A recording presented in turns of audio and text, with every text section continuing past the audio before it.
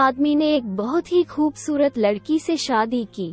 शादी के बाद दोनों की जिंदगी बहुत प्यार से गुजर रही थी।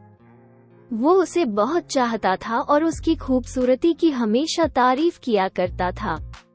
लेकिन कुछ महीनों के बाद लड़की चर्म रोग स्किन डिजीज से ग्रसित हो गई और धीरे धीरे उसकी खूबसूरती जाने लगी।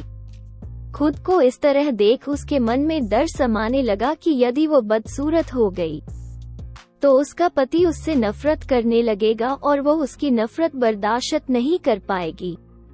इस बीच एक दिन पति को किसी काम से शहर से बाहर जाना पड़ा।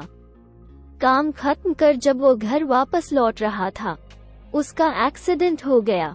एक्सीडेंट में उसने अपनी दोनों आंखें खो दी, लेकिन इसके बावजूद भी उन दोनों की जिंदगी सामान्य तरीके से आगे बढ़ती रही।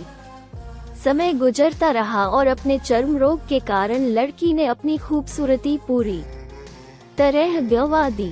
वो बदसूरत हो गई, लेकिन अंधे पति को इस बारे में कुछ भी पता नहीं था, इसलिए इसका उनके खुशहाल विवाहित जीवन पर कोई प्रभाव नहीं पड़ा। वो उसे उसी तरह प्यार करता रहा। एक दिन उस लड़की की मौत हो गई। पति अब अकेला हो गया था। वो बहुत दुखी था। वो उस शहर को छोड़कर जाना चाहता था।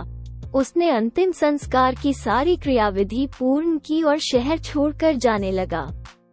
तभी एक आदमी ने पीछे से उसे पुकारा और पास आकर कहा, अब तुम बिना सहारे के अकेले कैसे चल पाओगे? इतने साल तो तुम्हारी पत्नी तुम्हारी मदद किया करती थी। पति ने जवाब दिया, दोस्त, मैं अंधा नहीं हूँ, मैं बस अंधा होने का नाटक कर रहा था, क्योंकि यदि मेरी पत्नी को पता चल जाता कि मैं उसकी बदसूरती देख सकता हूँ, तो यह उसे उसके रोग से ज्यादा दर्द देता। इसलिए मैंने इतने साल अंधे होने का दिखावा किया। वो बहुत अच्छी पत्नी थी, मैं बस उसे खुश रखना चाहता था।